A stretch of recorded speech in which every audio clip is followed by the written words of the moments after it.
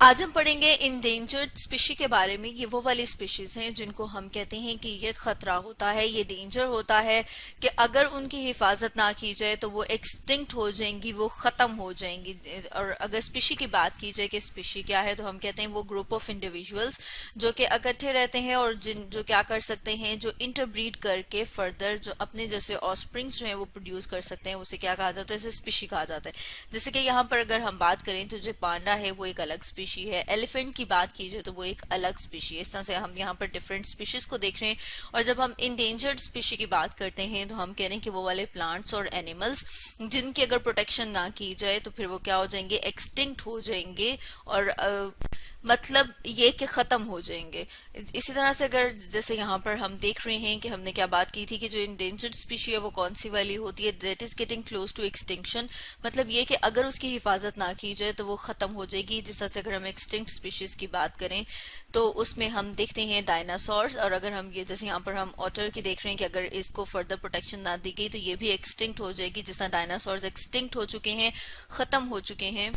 अब अगर हम एक्सटिंक्ट की बात करें तो जैसे हमने बात की थी कि स्पीशी ऑफ प्लांट और एनिमल जो कि अब लिविंग नहीं है, जैसे कि यहाँ पर हम डोडो बर्ड को देख रहे हैं कि अब हमें सिर्फ पिक्चर्स में नजर आता है, ये अब इसका एक भी बर्ड जो है वो लिविंग नहीं है। इस तरह की जो स्पीशी होती है उसे क्या कहा जाता है कि वो एक्सटिंक्ट हो चुकी है। अब अगर हम ये बात करें कि पास्ट में अगर हम देखें कि जो स्पीशीज एक्सटिंक्ट हुई है उसमें ज्यादातर कौन से वाले फैक्टर्स थे, तो उसमें हम देखते हैं कि ज्यादातर क्लाइमेटिक और जियोग्राफिकल फैक्टर्स थे। जैसे कि यहाँ पर हम डायग्राम में देख रहे हैं, डायनासोर की डायग्राम है और हम जानते हैं कि डायनासोर जो है वो एक्सटिंक्ट हो चुके हैं और किस वजह से हुए हैं। कोई कहा जाता है कि उस टाइम पे जियोग्राफिकल कोई इवेंट हुआ था, ऐसी कोई क्लाइमेटिक चेंजेस आई थी, मतलब माहौल में कुछ इस किस्म की तब्दीलियां आई थी जिसकी वजह से डायनासोर जो हैं वो सरवाइव नहीं कर सके और वो सारे के सारे डायनासोर्स खत्म हो गए। लेकिन अगर हम आज की बात करें तो हम देखते हैं कि जो आजकल इंडेंजर्ड हैं स्पीशीज, या फिर हम कह रहे हैं कि जो एक्सटिंक्ट हो रही हैं वो किस वजह से हैं, वो ह्यूमन एक्टिविटी, मतलब ये कि इंसानों की, हम लोगों की एक्टिविटीज की वजह से हैं। अगर उसमें हम देखें कि ह्यूमंस जो हैं वो क्या कर रहे हैं जिसकी वजह से जो वाइल्ड लाइफ है वो खत्म हो रही है, उसमें हम देख रहे हैं कि जो अगर हम एनिमल्स की बात करें तो जो उनका हैबिटेट है, मतलब ये कि उनके जो रहने की जगह है उसको डिस्ट्रॉय कर दिया जाता है। जैसे कि यहाँ पर हम देख रहे हैं कि डिफॉरेस्टेशन जो है वो कर दी जाती है, दरख्त काट दिए जाते हैं, जिसकी वजह से जो एनिमल्स हैं, जैसे कि यहाँ पर हम इस डायग्राम में देख रहे हैं कि उनकी डेथ हो रही है। तो इसी तरह से हम देखते हैं कि ये वाला एक फैक्टर है जिसमें हम डिफॉरेस्टेशन की बात करें, या फिर हम कह रहे हैं कि जो ह्यूमंस हैं वो जो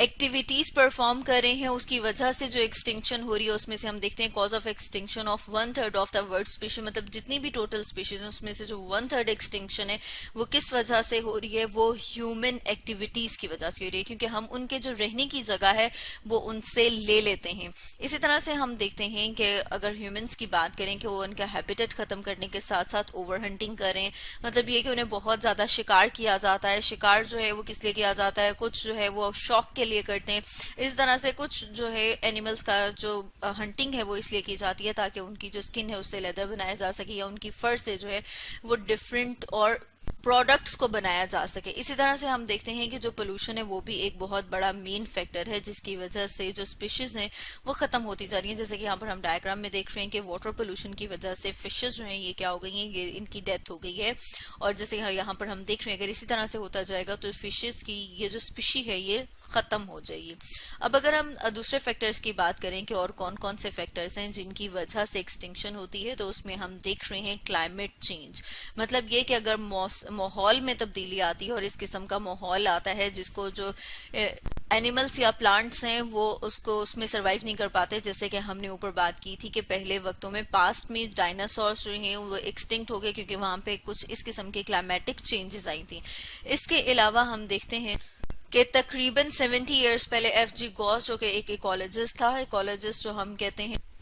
किन्हें कहा जाता है, उन्हें कहा जाता है जो ऑर्गेनिजम्स और उनके इन्वायरमेंट के दरमियान में जो रिलेशनशिप है उसको स्टडी करते हैं, उसे इकोलॉजिस्ट कहा जाता है। इसने एक प्रिंसिपल दिया था जिसे प्रिंसिपल ऑफ कॉम्पिटिटिव एक्सक्लूजन कहा जाता है। इस प्रिंसिपल के अकॉर्डिंग अगर हम देखें तो क्या था कि जब दो या दो से ज्यादा स्पीशीज एक ही जगह पर रहती हैं और उन्हें एक ही किस्म के रिसोर्सेज चाहिए होते हैं, रिसोर्सेज का मतलब ये कि फूड, वाटर, शेल्टर, ये सारे के सारे क्या हैं, ये रिसोर्सेज हैं, तो फिर उनके दरमियान एक कंपटीशन डेवलप होता है। जैसे कि ये प्रिंसिपल क्या बताता है कि competition between individuals of two or more species, के दो या दो से ज्यादा स्पीशीज के दरमियान अगर सेम रिसोर्सेज की वजह से जो कंपटीशन होता है, उस कंपटीशन की वजह से हम देखते हैं कि जो पॉपुलेशन साइज है वो क्या हो जाता है, वो कम हो जाता है या लिमिट हो जाता है। अब अगर हम उसमें देखें कि पॉपुलेशन साइज जो है वो लिमिट क्यों हो जाता है, तो उसमें हम देखते हैं कि जब वो compete करते हैं एक दूसरे के साथ, तो उसमें से जो एक स्पीशी है वो हो सकता है कि दूसरी स्पीशी से जो है वो बेटर, तो एक स्पीशी जो है वो क्या करेगी, वो उन रिसोर्सेज को ज्यादा अच्छे तरीके से यूज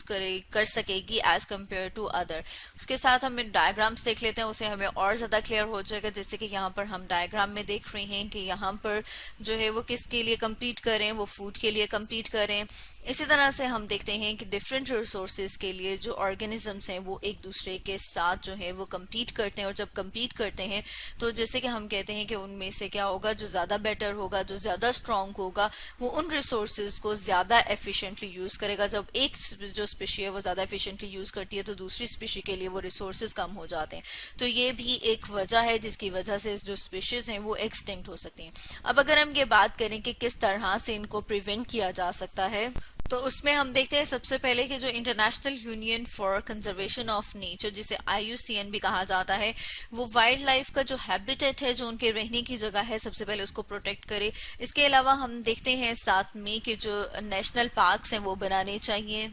और जो जूस और बोटेनिकल गार्डन्स है वहां पे इंडेंजर्ड स्पीशीज जो है उनको रखना चाहिए, ताकि फर्दर वहां पे उन्हें एक्स्ट्रा केयर मिल सके और उनको प्रोटेक्ट किया जा सके और उनकी जो स्पीशी है वो बच सके। तो स्टूडेंट्स, आज हमने स्टडी किया इंडेंजर्ड स्पीशीज के बारे में।